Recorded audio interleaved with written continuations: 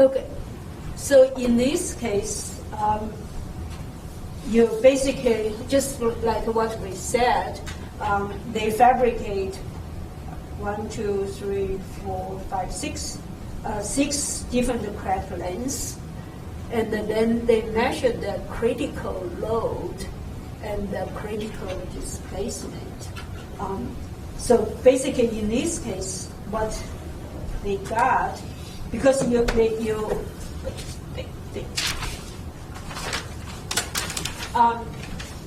you assume the material behaves linearly, then your pure relationship is a straight line, right? So for a straight line, you only need 2 points to define that line. So if you start at load 0 and you put until the crack propagate or crack break and measure at the point of crack propagation, what is the load and what is the displacement. So you essentially define that point for each crack length. And so you get this curve just by finding that point. So you have, if I plot this guy out, then it will look, this table out, that's what it look like. So you can see I go from here to there, to there, to there, to there, to there. So this case is clearly not load control or displacement controlled. So this is the general case. So what they want is, they want you to determine the critical value of the strain energy rate, GC, from equal to R, from that load displacement rate from this table over here, and also do the compliance crack length curve for that.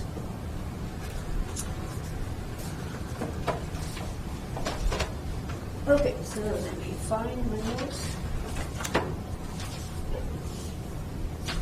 My notes is completely messed up.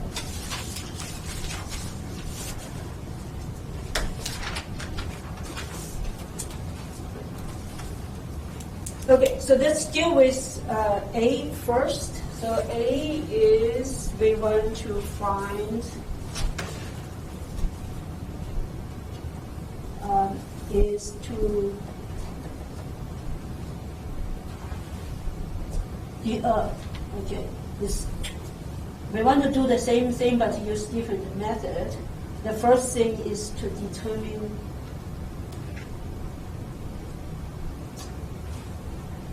critical value of the strain energy release rate, GC, from the load displacement.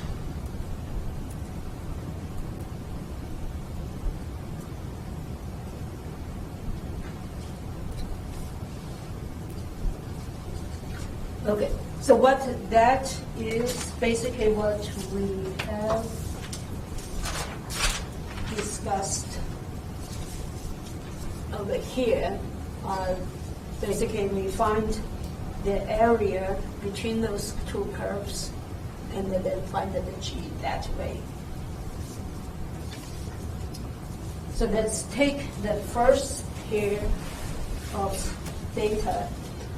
So we have A is at 30 millimeter, so my critical load P is 4 kilonewton and the U is 0.4, and then 40 millimeter crack length I have 3.5 and 0.5. So if you draw that in your paper, you get P and U. So for you have 4. 4 is next one's 3.5. So don't hold my eyeballing up. This is 0.4 and this is 4 kilo.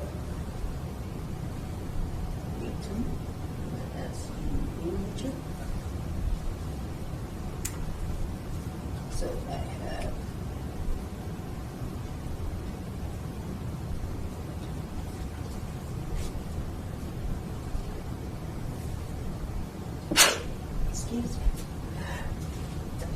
Thank you. So I have that's A1 equal to 13 millimeter, and I call that A1. And so the second set of data is my crack. So I have 3.5 and 0.5. That's 0.5. That's my A2.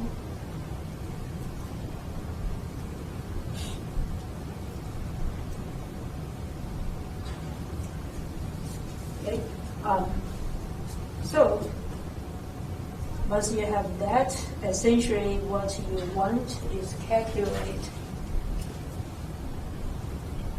that area over here. Based on my equation, my G of, in this case I call it 1, is equal to the area for all A1, A2, minus A2 minus divided by A2 over A1. The strain energy release rate is essentially that area that I mark in red divided by the crack propagation length. So all we need to figure out is how to calculate that area. So what you can do is essentially that area is equal to, if I do mark all my additional points, so I have C and the B over there, and then I put that point. So basically for a true intersection of that vertical point, I call that E. Okay, that's the E. So you can see A of A1, A2, that's the area that I marked in red, is going to be equal to, just write it down, 0, A1, A2, and the B. So that's this guy over here, minus the area of 0, A2, and the B. So that's this area minus that area. The second term is relatively easy. It's a triangle, so we can calculate that easily. The question is that guy over here. So, and for that, you can calculate based on by dividing it up, so that is equal to A of O, A1 of C, that's this area, plus that tiny bitty triangle over there,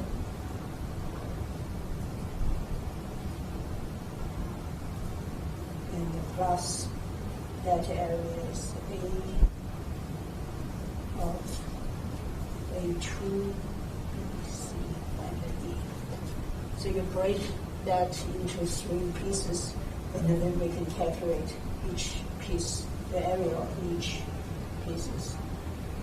So that one is 0 AC, that's easy.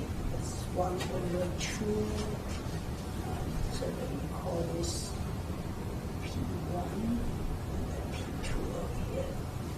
So that will be 1 over 2 P1 times, that will be U1. So this is U1, that is U3. And the area of A1, A2, and the D, so that along the vertical dimension is P1 minus P2, and along the horizontal directions is U2 minus U1. So that's that area. finally you have a true BCD. And that, of course, that's rectangular over there, so that's Q. The vertical length is P2, and the horizontal length is A2. And since we're at it, let's get that angle. So that's from here, and that, of course, is this big triangle over there, so that's 1/2 P2 times P2. So,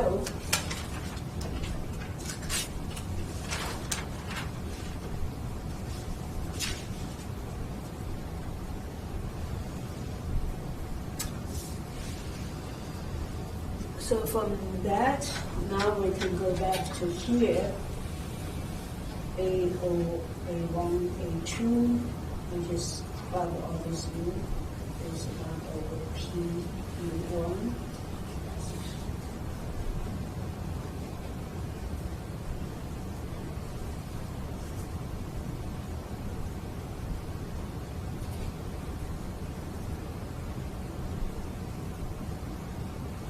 Okay. So you do a bunch of manipulation and all that, you end up is that area is equal to 1.5 P1 P2 minus P2.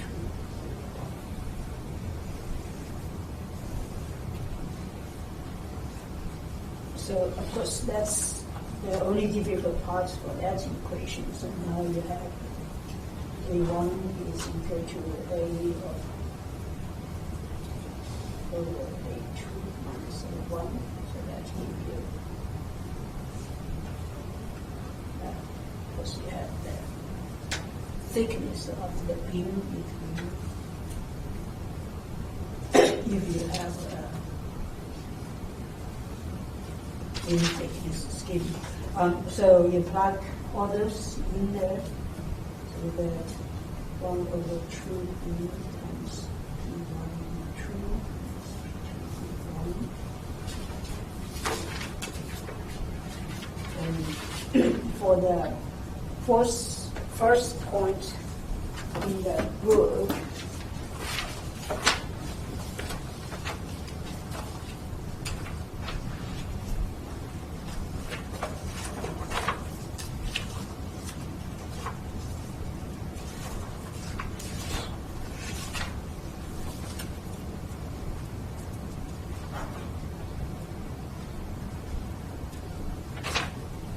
so if you plug in basically those numbers in there, and what you end up is that equal to 30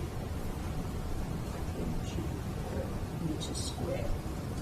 And since this is, according to the book, what's shown is posted. What showed the numbers was when the crack started propagating. So that means the G that we calculate from here will be the critical crack stress energy release rate, because the P and U you use here is the critical the value you obtain when at the critical point. So you can do the same thing, or you can set up an Excel file to calculate the remaining of crack length over here. So I'm not going to go over that. But what I want to show is in the book, so it made a table. So this is from the first one, the first two sets of data, and then we go down there. So you can see that your G critical is roughly around 30 kilojoule per meter square. So what does that mean in terms of the surface energy?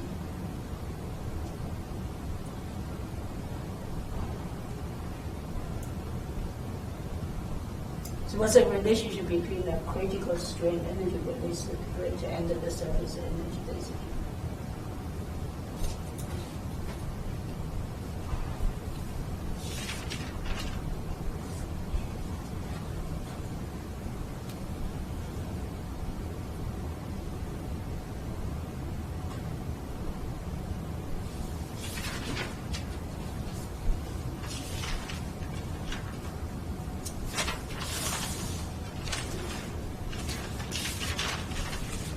Find me on your notes. So how do we use the critical strain energy release rate?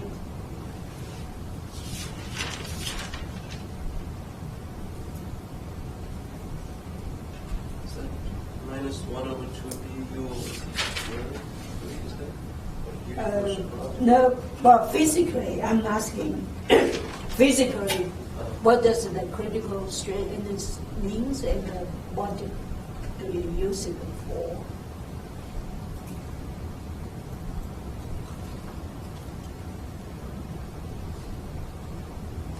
Where's the first time we introduced the critical strain energy release rate?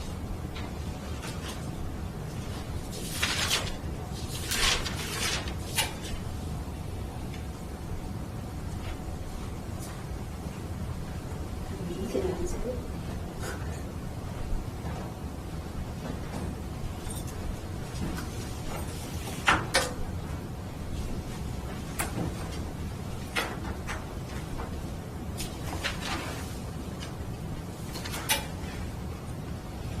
Okay, but go back to G should be greater than the 2 times the surface energy density. Is that what? right. So that's for the crack to propagate. For the crack to propagate, it should be greater than the surface energy density, which is a material property. Right. So GC is essentially It's a critical value when 2 times the strain energy density reaches that point to start propagating. right. So in this case, your G critical is essentially your 2 gamma, right?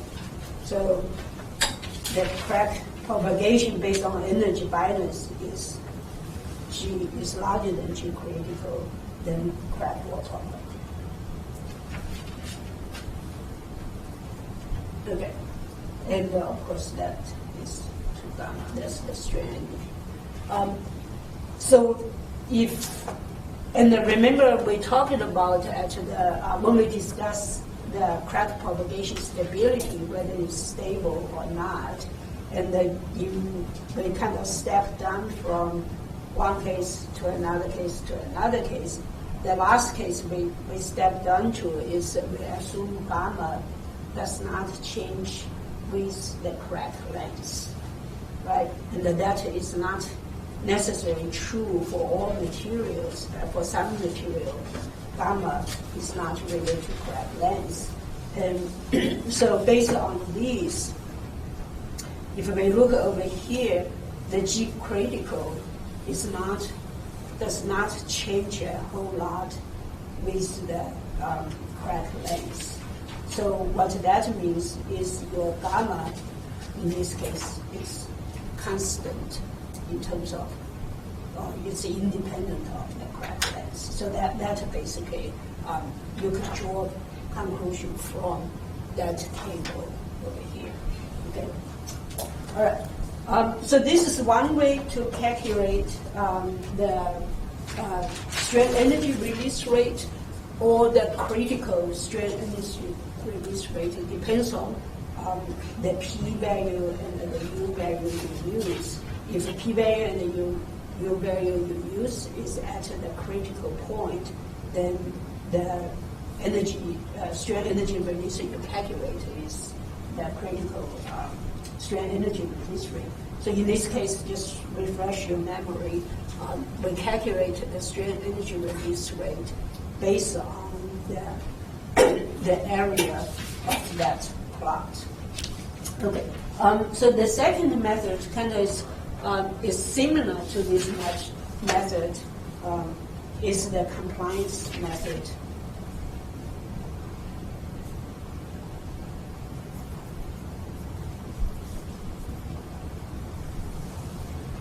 that we talk about. So in this case, the compliances is defined as U over P, and and then the find my notes. And then the G is equal to minus 1 over 2B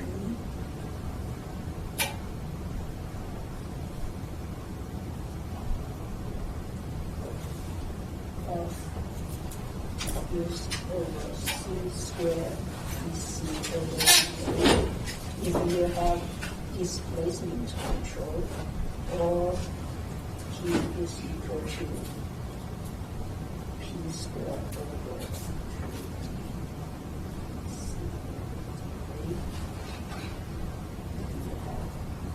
load control. Okay. So the advantage of this might be you can calculate compliances from one load point, but of course you still have to look at how the compliances change with the area.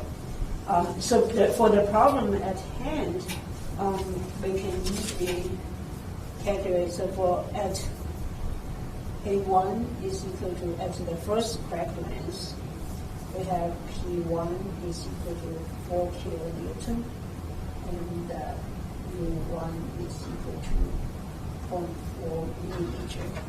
So then we can calculate, call that C1 is equal to. So that's straightforward. So you get 0.1 millimeter per kilonewton. At A2 is equal to 40 millimeter. Here P2 is equal to 3.5 kilonewton. And U2 is equal to 0.5 millimeter. So from that, you get C2 is, and I give you 0.14.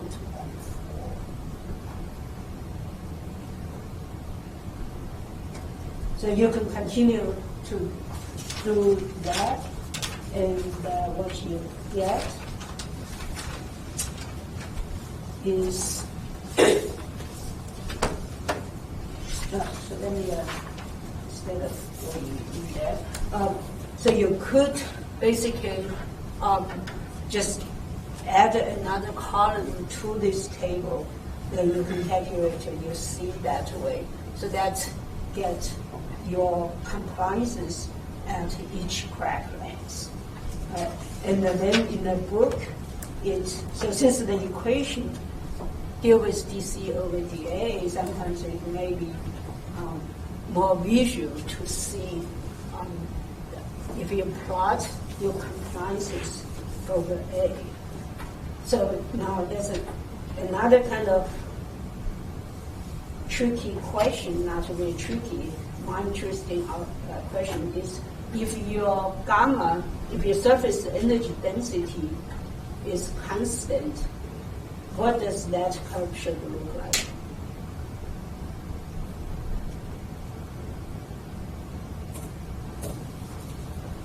If your surface energy density is independent of the crack length, what does that curve should look like?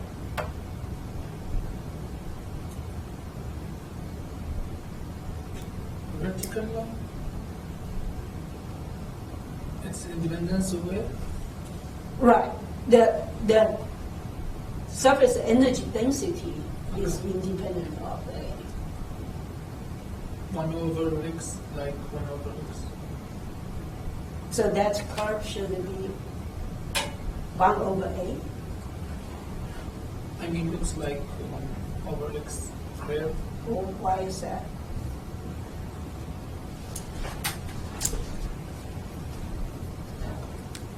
Or just a vertical line because it's independent of A. But if I'm not plotting vertical. My y-axis is not my surface energy density. My y-axis is my compliances.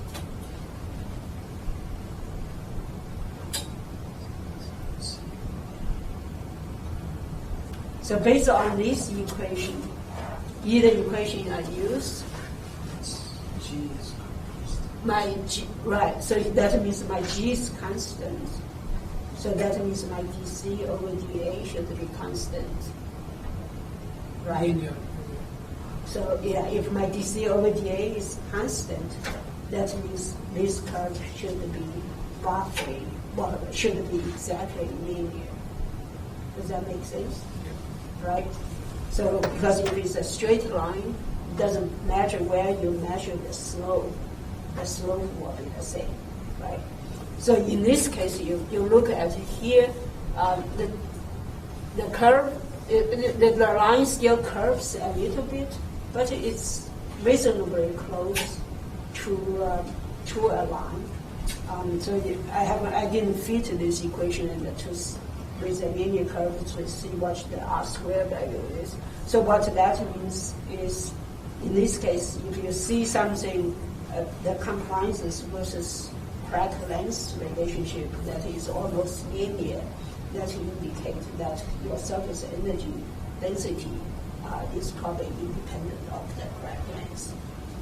Okay, so once you get this, then of course the next step is you calculate your dC over dA. So at the crack length A1. And of course that is straightforward. So you have basically delta C over delta A. And so that basically is a numeric derivative. So you plug in those numbers, you get 4.3 times 10 to the minus 6. I have the equation as, what would be the unit of this?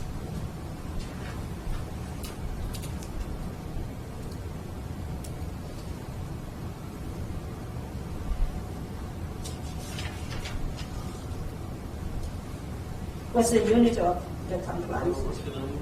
So this will be meter over Newton, right? And then, so meter over Newton divided to meter, so will be inverse of Newton.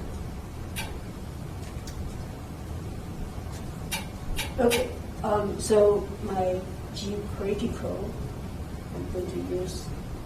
So in this case, it's not load constant or displacement constant, but I'm just going to use the load constant equation. As we derived it before, this actually really doesn't matter that much. And so you plug in that number.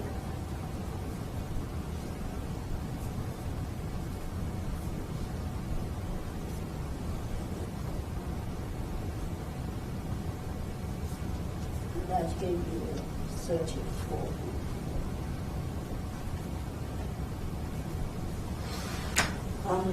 So if you remember before, we had about 32, I think. Sorry. 30, right? So this is, if you use compliances calculation, you get 34. And the book gives you a table of all at a different crack lengths.